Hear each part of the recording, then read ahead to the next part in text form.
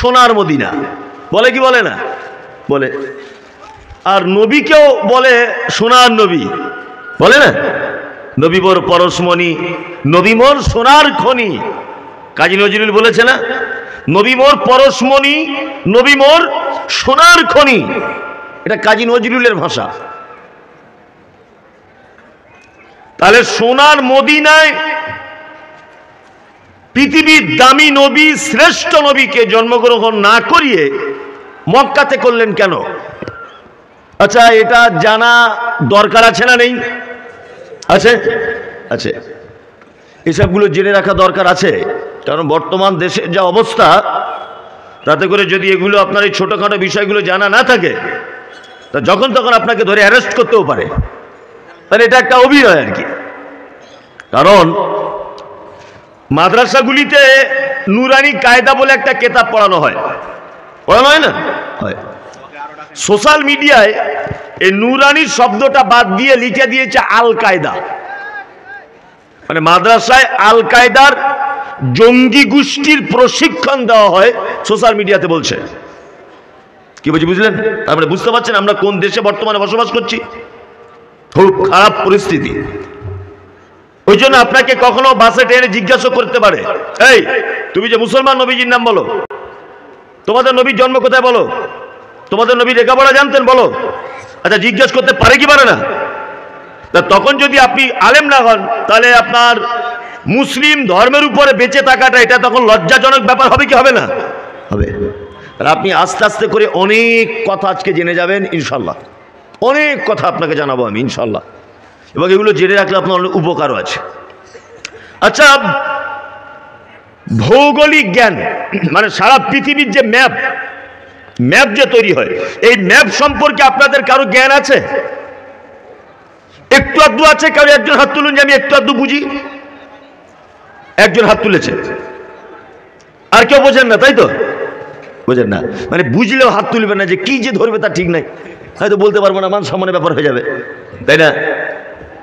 সারা পৃথিবীর মানচিত্রটা যদি আপনি দেখেন, তা সারা পৃথিবীর মাঝখানে যে শহরটি অবস্থিত তার নাম মক্কা। কোন শহর? মক্কা। আর মুহাম্মদ সাল্লাল্লাহু আলাইহি ওয়াসাল্লামকে পাঠানো হয়েছে কোথায়? মক্কায়। নাম্বার 2।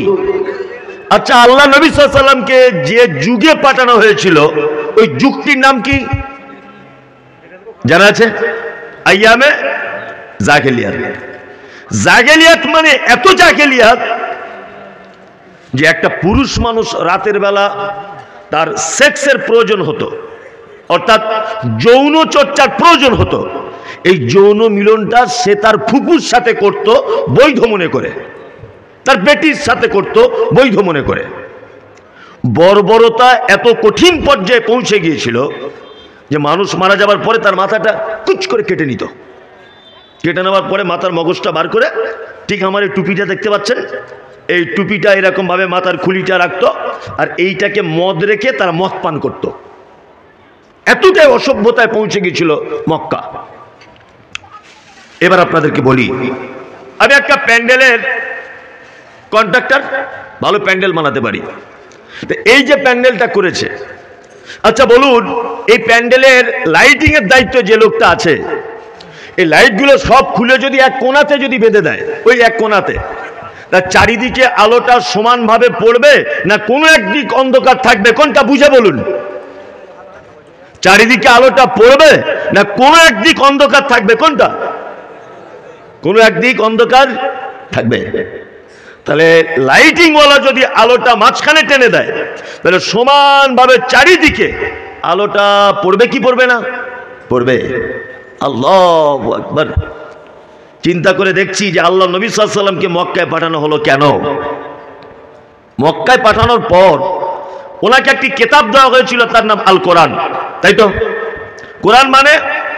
কোরআন মানে হচ্ছে অন্ধকারকে হটিয়ে দিয়ে জ্ঞানের প্রদীপ জ্বালিয়ে দিবে, তৌহিদের প্রদীপ জ্বালিয়ে দিবে। কোরআনের বৈশিষ্ট্য এটা। তার মানে এটা একটি জ্যোতিময় কিতাব, তাই না? মুহাম্মদ সাল্লাল্লাহু আলাইহি ওয়াসাল্লামকে মক্কায় জন্মগ্রহণ করানো হলো এই কারণে যে যাতে এই পবিত্র আল কোরআনের জ্ঞান সারা পৃথিবীতে সমানভাবে যাতে ছড়িয়ে যেতে পারে। বুঝতে পারলেন তাহলে কেন পাঠানো হয়েছে?